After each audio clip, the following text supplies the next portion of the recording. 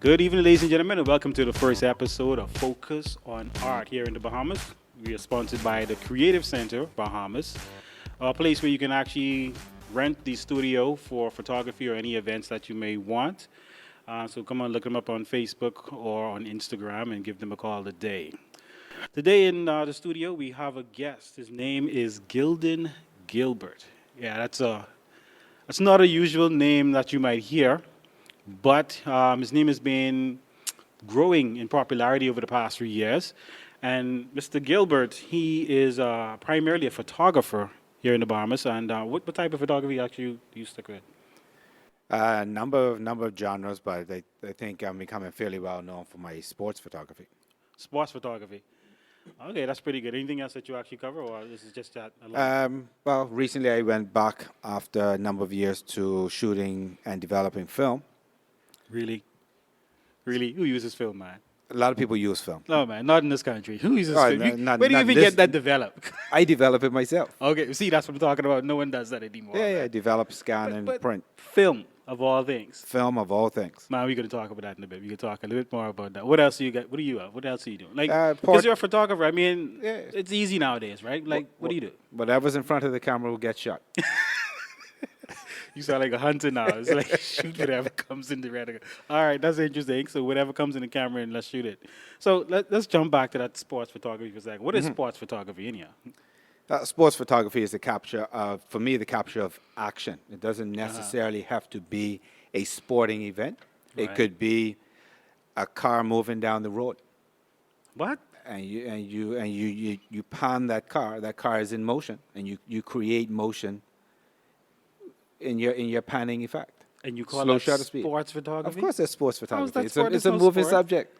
You had to moving. Any subject. moving subject is sports, but no. I mean, typically, what I'm shooting for sports is track and field. Okay. Football, well, I call it football. The world calls it football. The U.S. calls it soccer. Soccer. Okay. Yeah. Wait. So you just gave away something because if you called it football, where are you from? I'm from Bermuda, There we go. Now, born and raised. see, your words gave you away. All Indeed. right? Indeed. We know it as soccer. We call Yeah, it but it's soccer. football. Yeah. The British. FIFA has football in the word. That's the European word. That's not European. That's the name of the game. It's football. That's football. Okay. It's football. So you photograph football. You photograph track and field. Swimming. Swimming. Okay. Now that's a sport. That's interesting. And how's that been going actually? Let's talk about that for a second. Actually, good. My daughter swims competitively, so I get to spend a lot of time around the pool. Okay. And I did a shoot with the swim club the other day. Good. You know, just bringing some flash into the images. So you got into swimming because of your daughter, or was something you doing? Actually, before because of my son. My son swam when he was younger. that? Oh, so you were like the dad with the camera. I was the on dad side. with the camera. Now I think I'm one of the only ones that's on the pool deck shooting. Why you chased everyone away? What's happened? Well, when you show up with a 200 to 400 millimeter lens, everybody gets scared. Yeah, that's intimidating. It's intimidating. I can't even shoot my iPhone or anything like that. You come with this big lens. Yeah, so I can exactly, understand that. exactly. So with the track and field, because we're going to be moving back and forth between Uh-huh. these things. Track and field, how is that going, especially here at our stadium? Do you shoot here or abroad, or what do you do? Typically here, I mean, I was contracted by the local organizing committee to shoot the IAAF World Relays, which unfortunately the Bahamas no longer hosts. Right. Yeah. I shot that for, I think we had it here for three. There were 3 sessions here, so I shot all 3 sessions. Pretty cool. I was under contract for the Caribbean Games, which is the Caribbean, essentially the Caribbean Youth Olympics, if you want to, Right. if you want to label it as such. And then some of the local track and field. Right. So I'll go out and shoot. take me through a typical shooting session for a track and field. How does that work? Well, typically what I'll do is what most photographers here don't do is one of the first things I do is set up a camera at the finish line, a remote camera, Okay. so I can, with a wide angle lens, so I can capture, the finish. No matter where I am on the field, I'll drop a trigger on the top of the camera, and I can trigger that from the camera I have in my hand anywhere on the field. So primarily that's 2 cameras we're talking about. One that's in your hand. I typically have 3 cameras. Okay, where does the third one go? So I have 2 cameras with me. So Okay. I would have the finish line camera with a wide angle lens Hmm. on a stand, Right. obviously not moving. And then I will have one camera with a long lens, either 300 millimeter or the 200 to 400. And then I'll have another camera with 70 to 200, but I'll also have my 24 to 70 with me to switch it out for closer, for closer action. Right. So I can lay down on the side of the track, for example, and catch runners taking the curve. So you time yourself. Okay, then. Because I'm still thinking about this one at the finish line with the wide angle. So let's take the 400 meters. Where would you position yourself, first of all? Where would you position yourself for the 400 meters? It would vary because typically you have heat. So maybe one heat I'll be at the starting blocks. So Right. catching, I'll choose an athlete, and I'll catch that athlete coming out of the starting blocks. For the next race, I may go to the far curve. So just before Right. they make the curve coming into the home stretch, I'll position myself there. Sometimes I'll position myself right on the home stretch, so I catch the athlete more or less coming towards me. And then as I'm shooting that athlete, my finish line camera is also firing. So I get a lot of wasted images Yeah. because Yeah. whenever I trigger the camera in my hand, it's going to It's gonna trigger the trigger camera that. at the finish line. And then I just make sure I capture the runners going through the finish line. So when they're going to the finish line, you actually have to watch where they're running, no matter where you are, and press that trigger Yeah, either press the trigger on the camera or press the trigger on the release on the that's remote. on the Okay, remote that's on the top part of I the was trying camera. to figure out. I'm Yeah. like, okay, how do you, Yeah. how does that work? Yeah. All right, that's actually pretty sophisticated type of Yeah, I mean, there's some working there. things that I would like to do more when it comes to track and field because, most photographers in shooting track are going to be trackside. Right. Now you're bringing some, there's drones sometimes that come into the fly over the event. But what I like to do is hang a camera with an arm up in the ceiling, Okay. and look down on the event. So the entire crowd, you mean, or like the crowd in the? If I put a fisheye on there, I can capture the entire stadium. That is true. In fact, I actually, because you mentioned about track and field, there are some photographers I've actually followed in the United States, and because you talk about 3 cameras, these guys have the entire stadium. They Yep. work for the stadium, so they have the entire stadium rigged with cameras. So, and as you mentioned, as they shoot, these cameras are shooting as Yeah. well. So, But their pockets are deeper than mine. well, yeah, definitely. What I'm getting paid to shoot is pittance compared to what they So- get in gear. Okay, I want to talk about pricing, but we're going to come back to that for a second because pricing is such an interesting thing. Let's go to swimming. What is it called? The Betty Kelly Kenning Swimming Center. Swimming Center. So there is it between that and the track and field stadium. Do you think they actually consulted photographers and videographers based on their design? Is design to the point where you know what, this is actually great for photographers and videographers, or is like you just have to figure it out? You really have to figure it out. I mean, the reality is, if you take a look at the track is not designed to host an Olympic Games, for example. Right, So you don't right. have the photographers' pits. That's the thing. Yeah. When the track first opened and the first events were held, it was really a juggling act as to where the photographers should be, where they could go, where they couldn't go. Right. And then eventually with the IAAF, a certain number of photographers were allowed infield. So Wow. they give you 2 different color bibs. One you're allowed infield, the other photographers had to stay on the outside of the track. So if they don't have a photographer pit, I mean, because now you're literally in view of the runners, and it could be distracting to the athletes themselves. So, do they have any plans to try and put something in Well, place? typically you're not in the runner, you're not in the eye of the Okay. athlete Okay. because, for example, if you're looking at the 100-meter race, Yeah. the photographers are situated behind the finish line. Right. So, like right by the curve, they should be. If you go straight along, Yeah, right in that yeah, area. because typically the Okay. athletes will follow the curve as they Right, finish right. the 100-meter race. So the photographers tend to shoot directly onto the finish line, and that's where you need, a long lens. Definitely, You know, because that's 200 a to good distance. 200, 70 to 200 is not going to work. Right. The athlete will be very small in the frame, and one of the reasons I invested in the 200 to 400, it gives me a versatility of a zoom, but it also allows me to fill the frame in most instances. Definitely. And I prefer to fill the frame. So gear is important when it comes to specific sporting events then. Yeah, indeed. So let's jump over now to swimming. Mm-hmm. How is that designed? Where do you position yourself for swimming? And like, do you have a place where you can stand away from the officials, not blocking the bystanders? Where does that Well, go? you typically, as a photographer, you have to be cognizant of where the officials are. Right. So I actually work with the officials. The officials are used to me being there now because I've been shooting there so long. If it's the pool is a 50-meter pool. Yeah. So if it's a 100-meter race, that the swimmers have to flip on the end, and then move the back, officials right. have to watch them flip. So I just make sure that I'm not in the way of the officials doing their job. Right. And again, shooting with a 300 millimeter or 200 to 400, I can just allow the swimmers to come towards me to fill the frame.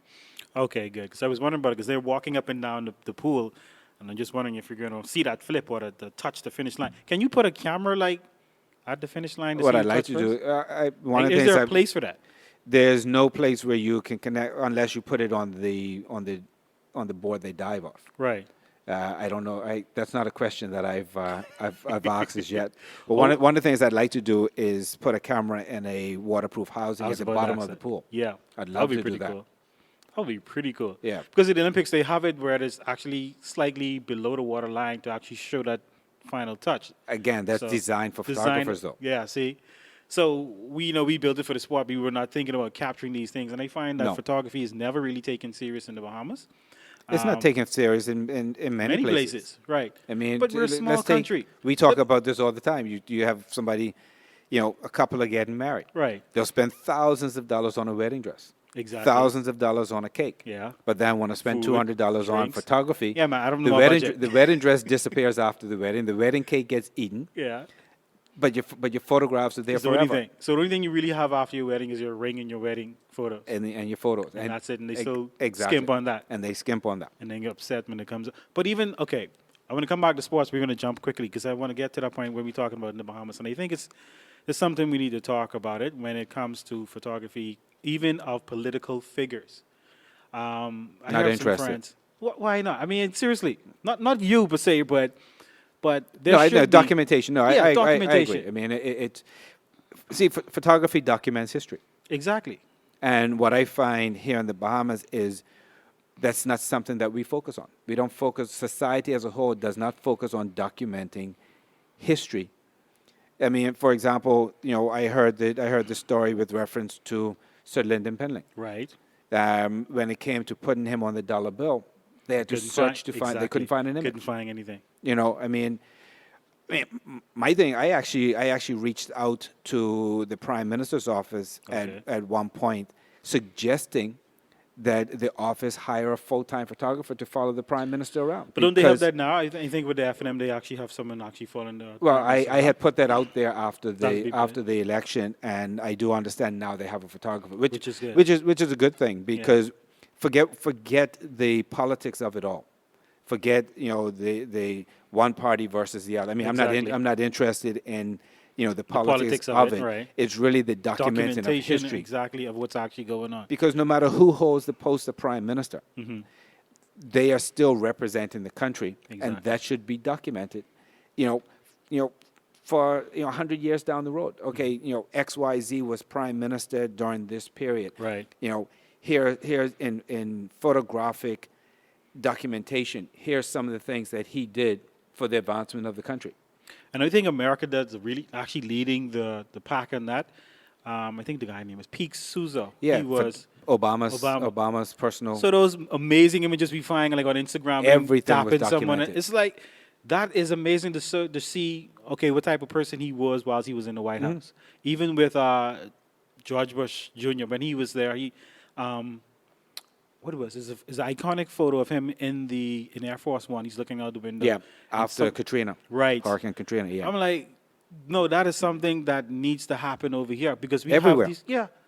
Listen, This is ridiculous. no matter where you stand on the political spectrum, it's history. You're right. For that country, it is history, and it should be documented. It should be documented here in the Bahamas. So And that's where, on that note, then that leads into what you and I are participating Right. on, the Bahamian Bahamian project. project. Great. You know, the Bahamian project is a project where we are documenting in portraiture the essence of Bahamian life. Most You know, persons who did not even. What I like about the Bahamian project, before I say that, before we talk a bit more about it, what I really like about it is that you're not only photographing politicians, well, you're not photographing politicians. That's the whole Awesome. essence of the project. because so many people contribute to the Bahamian society and they Outside go of politics. unnoticed. Yeah, exactly. So So- what we're trying to do is shed light Right. and focus, quote unquote, focus on Bahamians making a positive difference in their country, and they may not be getting recognition for it. Most people may This not is even very know what true. they're doing. So how many persons have you photographed so far for this project? For this project, I think I've photographed 12, 15 maybe. Okay. And which ones do you think stand out the most of your images? Or people, persons with like the most interesting story. Who has really good stories that they're not known as well, but they're very good stories? It's that many? You like thinking? I'm just trying to. I'm just trying to think. You know, one of the persons that I photographed was Nick Dean. Okay. Now, most people may not know who he is. The Chinese built the National Stadium, Right. but Nick Dean was one of the engineers on the project. A project. young Bahamian. You know, he was one of the lead engineers on the project. So, So- you know, I documented him in front of the stadium. So which is quite interesting because now here it is, you're a sports photographer shooting in the stadium and you photograph one of the lead architects on the building of the stadium. Yep. That's pretty awesome. So, like you said, his name is Nick Dean. No one really knows who he is, but he played an instrument role in a huge construction project here in the Bahamas. Now that's something actually to be celebrated. Oh, indeed. So how long has the Bahamian project been around? I mean, how many years has it been going? Well, Duke Wells started the project, I believe it was 2012, 2011. Yeah. Okay. And the first show was, I think it was 80 images that Duke shot. So Right. Duke started the project. And then after that show, he invited other photographers to participate, which essentially expanded the project and I think allowed the project to capture more images Right. in a shorter period of time. Makes sense. Which allowed us then to put on another show at the Central Bank of the Bahamas Yes, I with remember that. 120 images hung and another 30 or 40 images on a video loop. Right.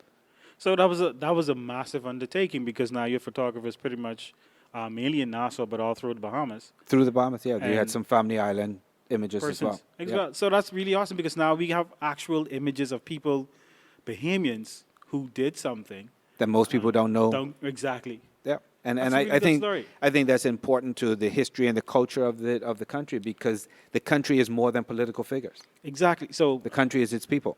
okay. So with the Bahamian project, I understand that you've had some persons. Oh, by the way, I'm looking to steal Duke's idea. I've already told him I'm going to steal the idea and introduce it to Bermuda. So I've had some Okay. conversations with a couple of photographers in Bermuda. But that's good. Because documentation, Yeah. for me, documentation is important. That's really good. So I want to talk about because I understand death. You have persons who died after they've been shot, and persons Yep. who were on the list to be photographed and passed Died away. before they were photographed. So either way, one, it's a big loss if you didn't get to photograph them, Mm-hmm. and if you did, now it shows the importance of the Bahamian project because now Indeed. we have something to actually document them. I actually professionally take in photograph that you can use. Yep. So that's pretty awesome. So how do you guys deal with the list of persons when it comes to, because there's so many people, can anyone submit a name? Yeah, through the website, www.bahamianproject.com. Okay. Anybody can submit a candidate. Right, because I saw a photograph of a gentleman, he sells phone cards on Yep. the side of the road. on Shirley Street. Yeah, and so I've been like, I didn't know he was, but now I know he is. Which is pretty Exactly. we see him every day. See him every day. So that's quite interesting. Even, I think Potcake was photographed as Potcake well. was photographed. See, these are people that we see every day. Yep. We know who they are. We want to know more about them because I understand there's a little card beneath each photograph that tells about who they are, what they do, and things Indeed. like that. Exactly. Man, that's pretty awesome, man. So what's the next step for the Bahamian project? Do you know? Well, the next step is to continue to capture portraits of Bahamians, but it's also, what we're looking at doing with the project is expanding it beyond just, headshots, beyond portrait itself, and shooting more. I mean, if you look at a lot of the stuff that I did, it's environmental portraits. Right. I Because was about to say that. my goal is, I'm not interested in shooting a headshot. Right. A headshot can be used for an obituary, for example, but But it doesn't tell them who it they are. doesn't tell what they who did. the person is. So Right. what I try to do is put them in their environment. Right. For example, the image I took of John Cox, who's Right. a local, well-known artist. I shot him in his studio, surrounded by he was actually painting as I shot him. Right. So, that puts him in his environment. So somebody can look at that image and say, okay, this guy's an artist. Right. You know exactly, what he does, and that's my intention. I mean, one of the images I also captured was of Julian Francis, who's a former governor of the central bank. So I put him Really? in an environment, that matches his former position. Because I do remember some of your images. You had, like you mentioned, John Cox. I think you had the architect. Was it Patrick Ramming. Pat Ramming. Pat Ramming Pat Ramming is also a musician, Exactly. but I decided to capture him in his architectural environment because, he was responsible, for example, for the design of the new straw market. Right. And that's actually interesting. Someone to jump back to Pat Ramming. I knew him from his music in The particular. Ramming brothers. Right. So to see him in that capacity, not knowing that he was an architect, more like Burnside. I didn't know they were architects. Yeah. I just knew them as artists, but I didn't know. So Well, I met Jackson in his capacity as an architect. That was my first introduction to Jackson. I think these Bahamians are very multifaceted, where they have many different genres or things that they dabble into. And I think, the Bahamian project is kind of difficult to take. Let's say a person is interested in three things. Yep. You can actually blend them together, but what are they most noted for, or what they would like to be most noted for? and remembered they, for, yeah. Right. They actually went down history now as being an architect. Like Yep. I say, I always knew him as a singer, and I knew a few But songs. he's that also they an are. artist. Exactly. So now that And I a book see this and image. a book writer. So, it's his multifaceted. So yeah, I mean, you have to. What I did was I allowed the subject to tell me what Right. they wanted to be remembered for. Exactly. That makes sense. So the Bahamian Project we were talking about, you said you can submit things at thebahamianproject.com for anyone who wants to. Yep. If there's Put someone. a name forward Yeah. with a brief summary of why you think they should be captured. That'd be awesome. So I think person should really take advantage of that, because sometimes you want, even like straw market, like Straw market and- vendors. They Yep. they make some amazing things. I've seen some plots that were very, very interesting, and I think their work should be captured. Indeed, indeed. So yeah, I think and the thing is, I think all of Bahamian society should be captured. I mean, for example, Sophia Whitehead is doing, I think, a fantastic job with her book on Bahamian women. right. Right. She's traveled through the family islands, and she's captured some enduring images of these women. And I think she's doing a great job. It's a pretty good thing. We should get on the podcast and have a talk about Yeah, I that. think that would be a pretty good idea. All right. So let's get back to you, because that was just a segue. That's just one part that you were actually interested in. So what we understand so far, you're a sports photographer. You do sport, track and field, swimming, and I don't want to say the word, not soccer. You do Football. Football. Get it right. Let's get back to football. Uh-huh. So we now have an official stadium, I Yep. would say. How's that going? How's that set up? Well, I mean, I think the very first game that I shot was when Tottenham, a large English football team, Okay. played an exhibition game in the stadium against Jamaica. There's one image that I captured that I hold on to. It's an image of a football player by the name of Gareth Bale. Okay. He now plays for Real Madrid in Spain. I think he's a 180 million pound player, or 180 million euro player.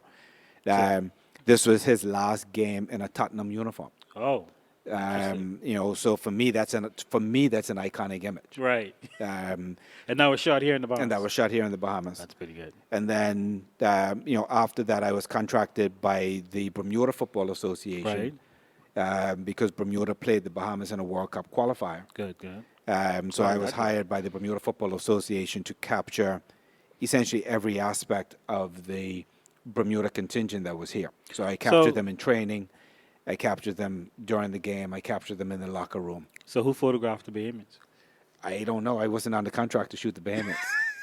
No, this is very interesting because here it is. Other countries are seeing the value of photographs, even in sports, but we're still lagging behind here in the Bahamas. Well, yeah, and I think, I mean, to be fair, even in Bermuda, I think it still has a long way to go. Right. In that instance, I reached out to the Bermuda Football Association and I said, listen, this should be documented. Bermuda now, with a population of 65,000, is qualified for what's called the Gold Cup. Mm-hmm.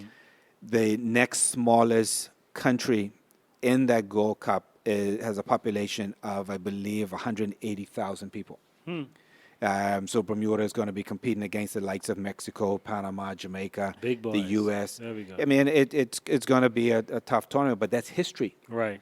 So I'm hoping that the Bermuda Football Association, whether they contract with me or another photographer, that they take full advantage of that because that's history. You're right. It should be documented. You are absolutely correct. So, because it seems like you cover a lot of different things in sports, I have to go back in history. What got you started in photography? Oh, boy. Well, my mother tells me that I always had an interest in a camera. From a very. You weren't stealing cameras as a kid. I was stealing cameras as a kid. Yeah, taking pictures. My mother said as far back as 3 or 4 years old, I had an interest in photography. But where I really dove into photography, I was in 1980. I was 14 years old. But those of you listening, don't worry about the calculation there. It's a long time ago. I did a program called the Duke of Edinburgh Award Scheme. Yeah, that's a long time ago. In the Bahamas, it's called the Governor General Youth Award. Right. So at the silver level, I had to choose a hobby. Okay. And when I saw photography was a hobby, my decision was I didn't even look at anything else.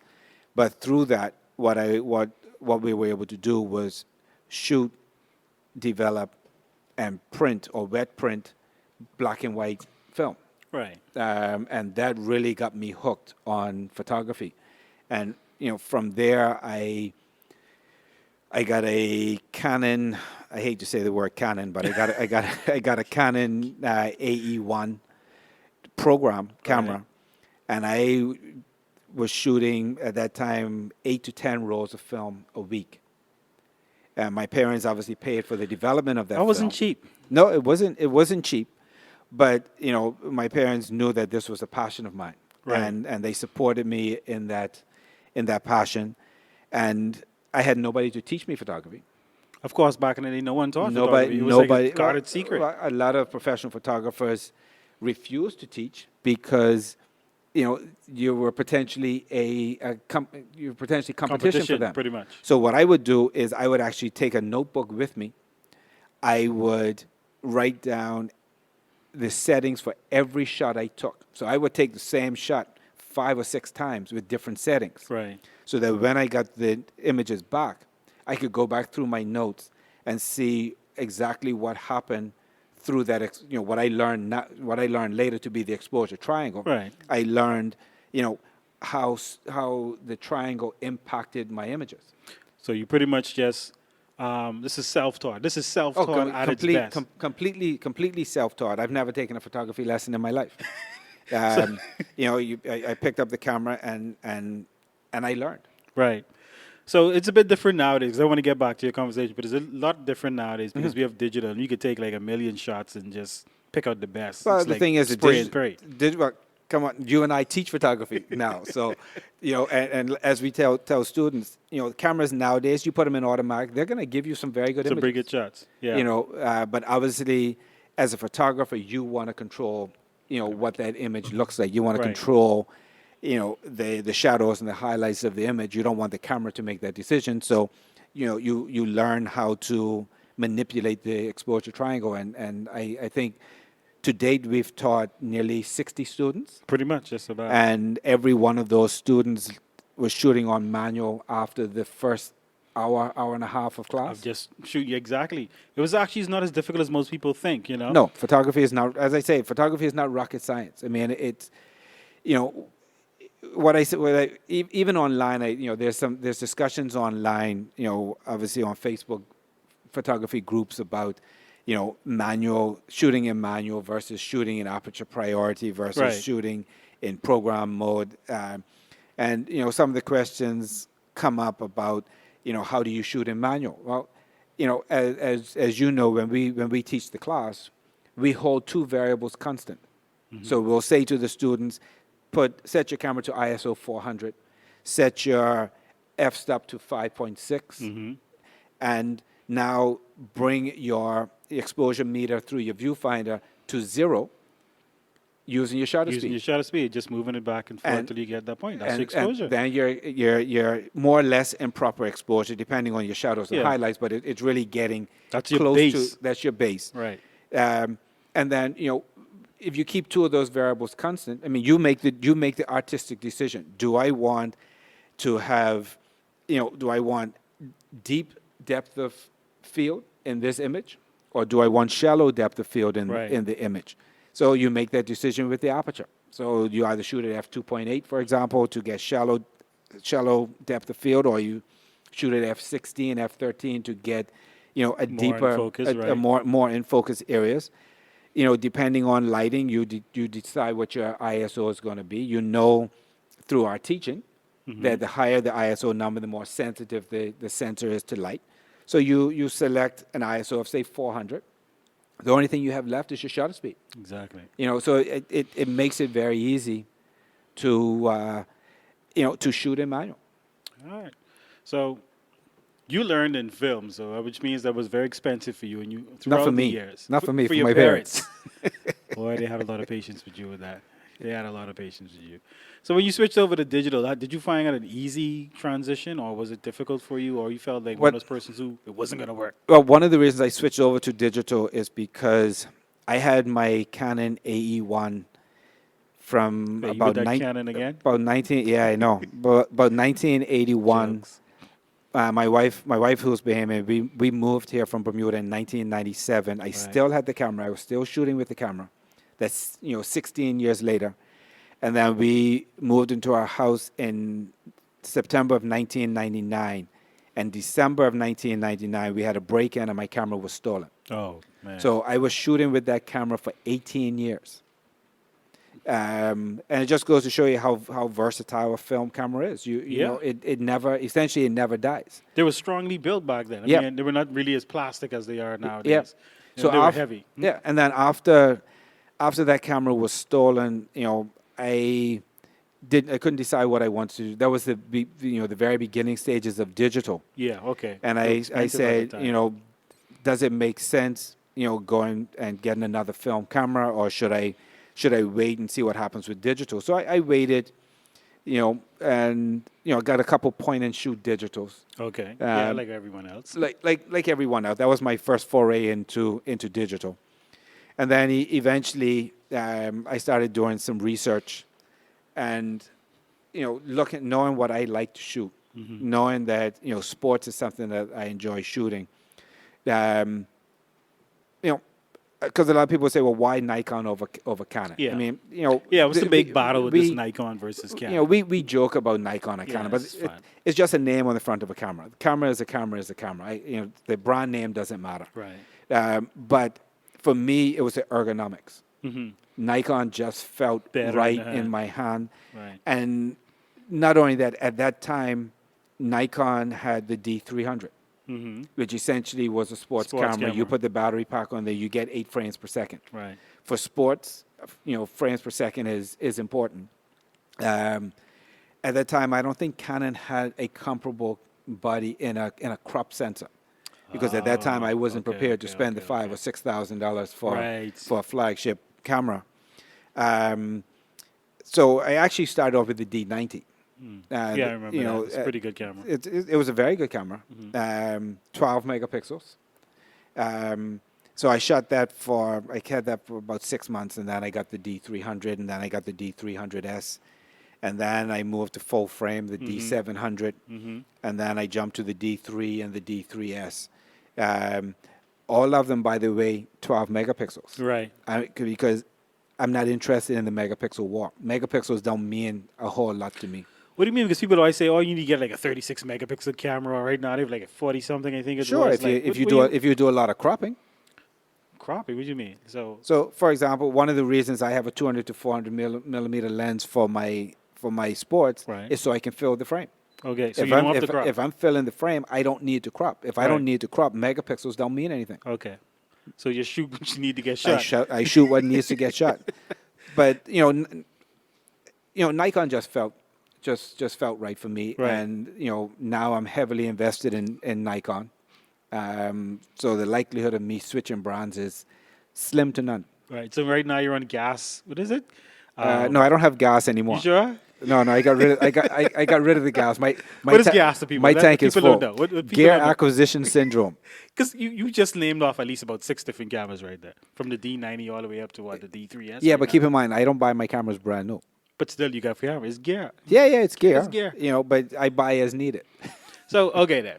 So to anyone out there, if you're purchasing your first camera, because some people ask me, okay, what is the best camera? People like to use this word. What is the best camera I can buy? What no is the such thing. advice? Right. So what advice do we give them for that?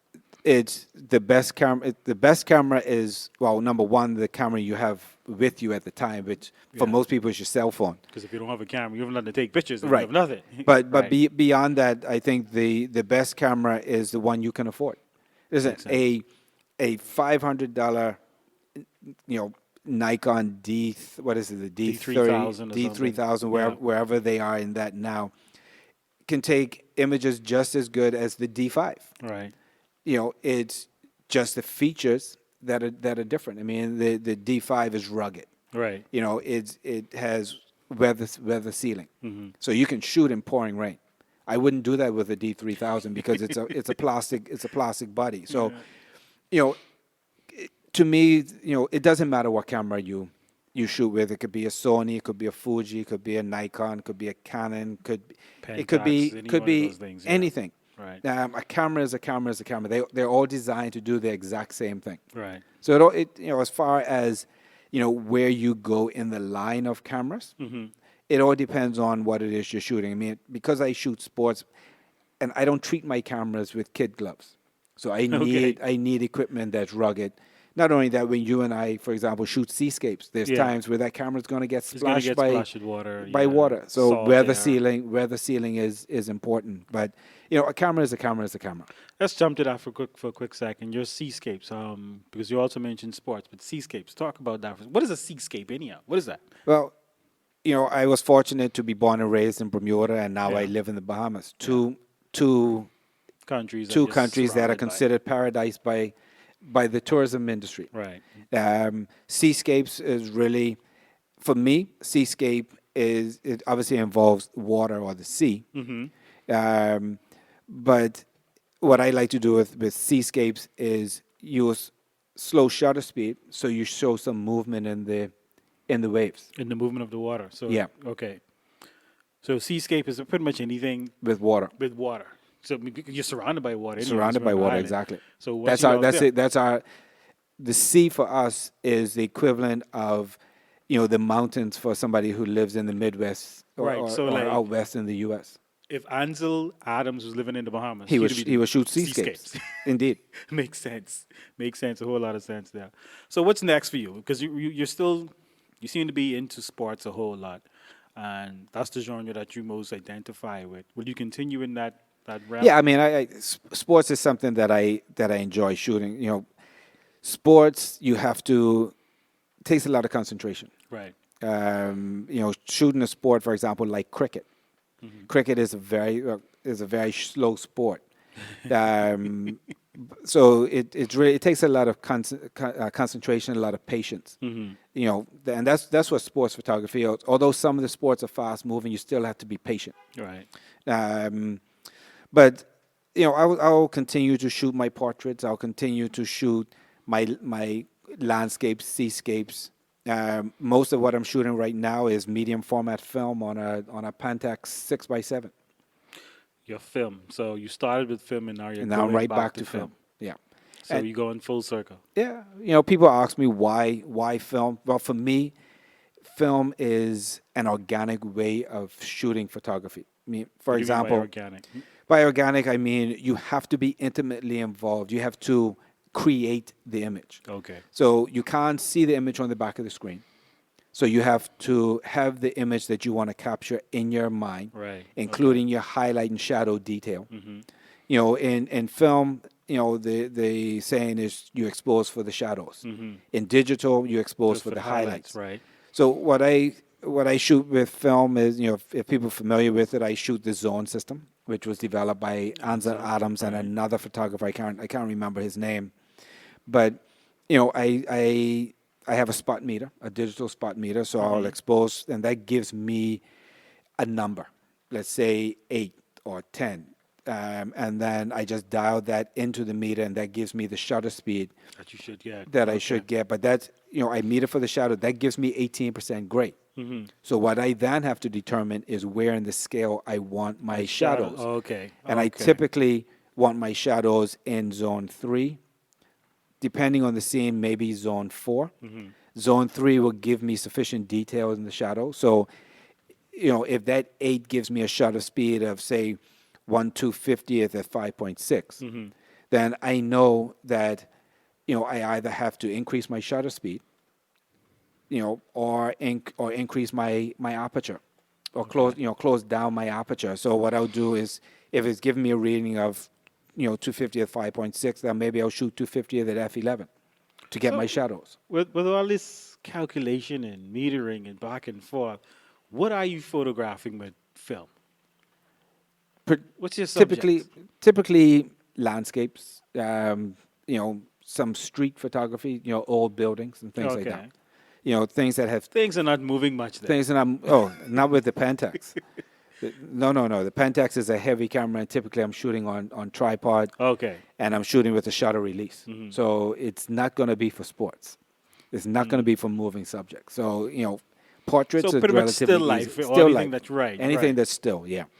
All right. All right. So like the old buildings like you mentioned, things, and the Bahamas actually in NASA, we have a lot of old buildings. A Just like lot you said. of old buildings that are not maintained, Right. unfortunately. Yeah. But does Which make for good which makes for subject. good subject, and good black and white subjects, Yeah. because that's typically what I'm shooting is black and white film. That's good, man. That's really, really awesome. All right. I'm So still trying to get you to come back, though. At some point, I'll get you back in it. I moved to the phone era. I'm a phone photographer now.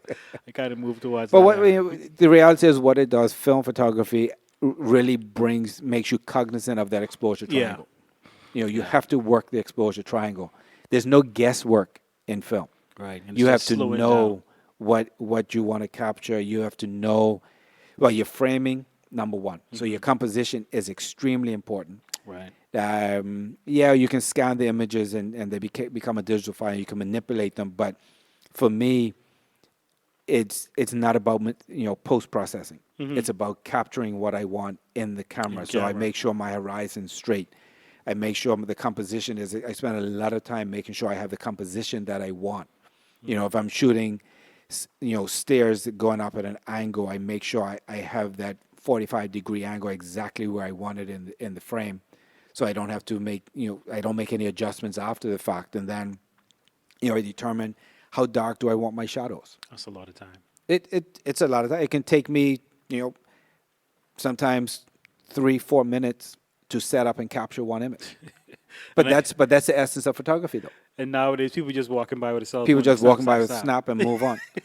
And that's why I said the difference in shooting film, especially the larger formats, medium format, and 4x5, which is at some point I'll probably look to shoot, is you are actually creating an image. The camera isn't creating the image. The photographer is actually creating the image, using proper compositional techniques, proper exposure techniques. So do you feel that shooting with a film improves your digital? Indeed, and it causes you to slow down. mean, let's face it. I can in my D3S I have two card slots, Right. so I can put two 32 gigabyte cards in there and Yeah. have what's that 2,500 images. So I could just shoot as many images as I want, and Right. then go back and Pick them out. pick them out. What I find now is even in shooting sports, after going back to film, I'm more selective before I press the shutter button. So then I have to spend less time reviewing images to keep or delete. So it takes you away from that spray and Spray pray. and pray. Yeah. So wedding photographers would actually do well if they go Yep. back to film, because I found a lot of wedding Actually, photographers just there's a lot of wedding photographers around the world now shooting film. Still shooting film or going back to shooting film. right. One, is also the quote unquote look of film that Right. digital The just grain can't type give you. look, yeah. Yeah, you have presets in your editing process on digital that try to mimic film, Right. but it's not the same thing. Oh, It's that's digitally created grain. With when you're shooting film, the grain is what the grain is, and what I like about film is it's perfectly imperfect. All right. Most people now get digital cameras, and the digital sensors are getting better and better, but the image is just so absolutely perfect. Yeah. To me, Life isn't perfect, though. life isn't perfect, but to me, it takes away some of the essence of what photography is. It's high definition. To me, it's for television, not for not for taking pictures. You shouldn't have to see the pores in the people's skin. Exactly. I mean, for me, a film image has character. Right. A digital image is just too clean and perfect. Okay. And the reality is, anybody can pick up a digital camera and produce, a fairly good quality image Based on the technology. 'Cause the based on the technology is technology. pretty With film now, I mean, my Pentax 6.7 is the pre-mirror lockup. So this camera was built around 1969. good. Right. That's the camera I'm shooting with. I also have a Nikon F4, which was the last of the dial button cameras. Everything is external. After that, Nikon created the F5 and the F6, which really looks like today's DSLR. Right. So everything is at your, is wheels and buttons, whereas on the F4 is dials. So you actually have to take the Turn camera it, set down it. and physically Right. turn it. And I prefer that because it's if I wanted to shoot in the format of an F5 or F6, I shoot digital. Okay. That's pretty awesome, man. That's really good stuff. Now, I have one more question for you just to ask. Based on where photography is right now in the Bahamas, or even in Bermuda, or just in the Caribbean itself, do you think that we are getting to a point where, or we will get to a point, like we mentioned, with having governments, having photographers following their presidents or prime ministers around to document things, to photograph notable persons in each country, or even just the skill of photography? Do you feel as if it's growing, or is it just it's just plateau? It's not going anywhere. Well- How do you feel about it? Well, one of the things, and I've read this in numerous places, and I tend to agree with it. Technology when it comes to cameras is advancing, Right. but the quality of the image really hasn't changed. So the final product is The not final product is a properly exposed image.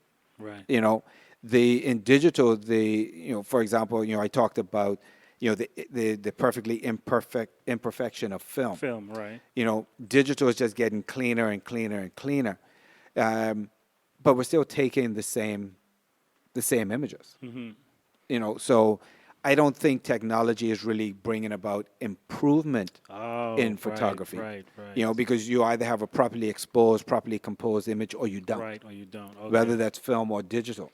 What I think digital has done clearly is it made photography more accessible to a wider portion of the market. Yes. I think that has Because helped. a lot of people wouldn't be comfortable picking up a film camera. I think most of, I- most is a strong word, a lot of quote unquote professional photographers today who never shot film would probably struggle if you gave them a film camera to shoot. I mean, because the reality is, film is opposite from digital. As I say, you expose for the shadows versus the highlights. But it's what I find a lot of photographers, professional photographers, which I would like to see improvement on, is they don't truly understand the exposure triangle. Okay. So, they take a picture, then you see them look at the back of the screen. Chimping. They're chimping, and then Over and over again. they'll make an adjustment, chimp again. My thing is, what I like with film is that you've captured the image, and you can do the same thing in digital. Yeah. It's just, and I think having that screen there it forces the photographer to look at that, to look at it and See what you find something imperfect about the image to make it, it could be a perfectly exposed image. But every time the photographer looked at the screen, he'll find something wrong And then you can take another shot. and take another shot. And then you end up with, 15 shots that are the same. Same thing, yeah. And how do you pick? And that's and the cameras now, when you're talking 45, 50 megapixels, that's a lot of storage space you need. That's actually a totally different aspect altogether when it comes to storage. Like you say, because now cards are like up 128 megabytes. I mean, gigabytes. Yeah, so you're talking shooting all thousands of day. images. Yeah.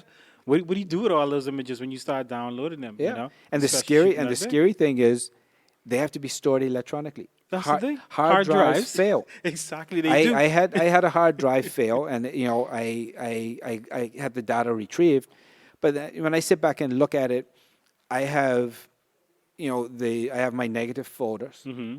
I can put my negatives in there, and those negatives are always available to me. Right. I can't, they're not going to just disappear through some, maybe a surge comes through and kills the hard drive. I won't have that with film. Right. If I scan it, I can always rescan it. With digital, if that hard drive's gone and you don't want to spend the money to retrieve, then those images are gone. They're gone. But we live in a digital world. When you look at Instagram, particularly Instagram, everything is digital. Yep. And you have I think it was some tune of over 1 million images that are uploaded to Instagram daily. That's ridiculous. Yep. But like you mentioned, no one is really taking the time. It's just the rules of photography is just being thrown out the window. Yep. No one's really taking the art of photography And I think that's what's being lost is the art of photography. Because when you look at photography really mimics the painters of the Renaissance era.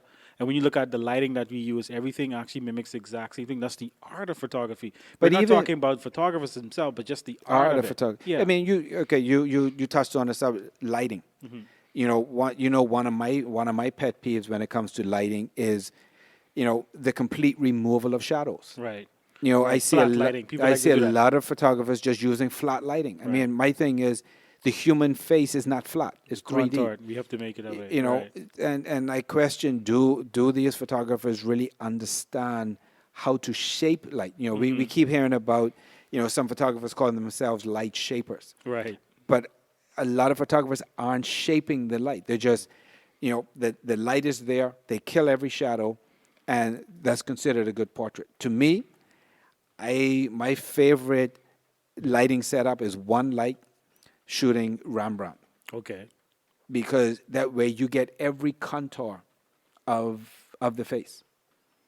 Now that's a catch-22, right? And I'm going to bring this up because we're getting now into portrait photography, and I think this is lack of education on the consumer side, because you can do the most artistic image, but because they don't know or understand this thing, consumers don't like it. They see something like I say on Instagram, it's flat lighting, it's boring, but they love it. They love it. Yeah, and here it is. You're taking the challenge. Because I mean, see, my thing is I think we're losing, as you said, that artistic nature of photography. I mean, for example, how many photographers nowadays shoot with one light? Not many. It's very few that shoot with one light. There's very few that I think that may understand how to shoot with one light. Yeah. I mean, there's all of for me, portrait photography, the essence of portrait photography is starting with one light. You And you know, build from there. I mean, I see images of, I see portraits where the photographers use 5 or 6 lights. You know, yeah, you end up with a nicely lit subject, but there's no shadows. No dimension, no There's 3D. there's no 'Cause, dimension. when I was doing photography class, a teacher told me is that you have to take a 3D image, put it on a flat surface, and make it look 3D. Exactly. That's a difficult task. E- And e- you e- do that through highlights and shadows. Exactly, exactly, and and then let's not talk about the post processing. Oh, yeah.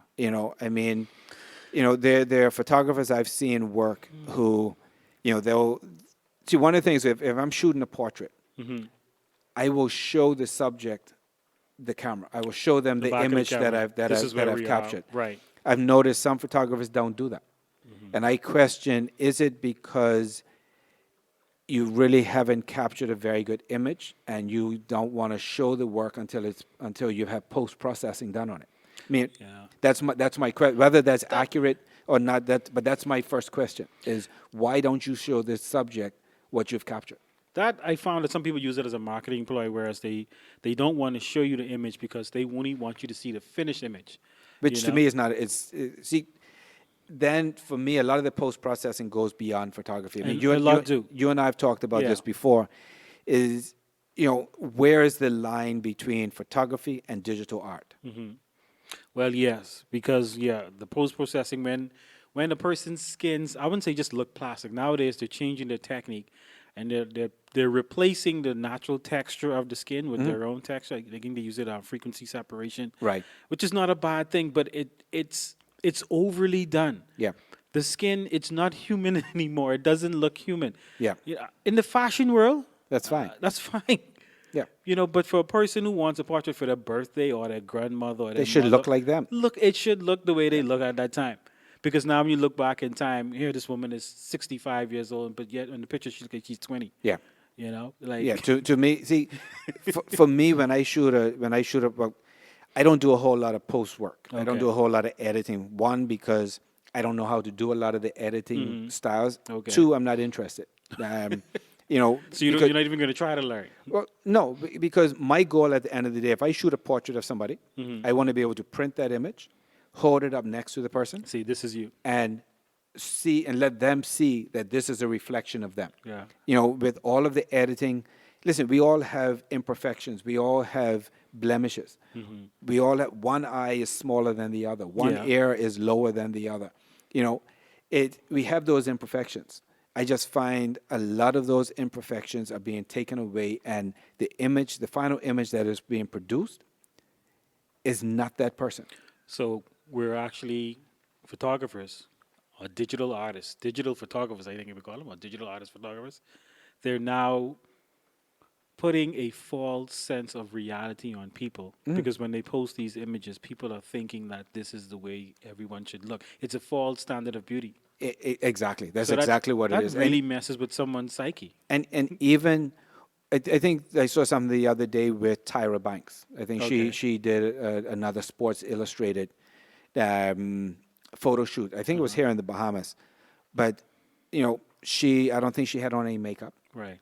So the images were of her. Right. Now I have no problem with makeup. Makeup is what it is, but for me, the heavy post process, and I don't have an issue with post processing. Because the digital image has to be post processed in some way, shape, or form, and I see a lot of people put images up and say, they put SOOC, straight out of camera. Right. Well, there is no such thing as a digital image straight out of Because the camera. camera actually because the touches it. camera actually retouches Yeah. it to become a JPEG. So it in that instance, you're allowing the camera manufacturer to determine what that image is going to they're look supposed like, to but look- it's still okay. post processing. Okay. But I would like to see us get back to a state where we're capturing the essence of the person. Right. When what I see is the image is being captured, and then the post processing is, as you say, it's a false beauty. Right. This is not the person. This person does not have flawless skin.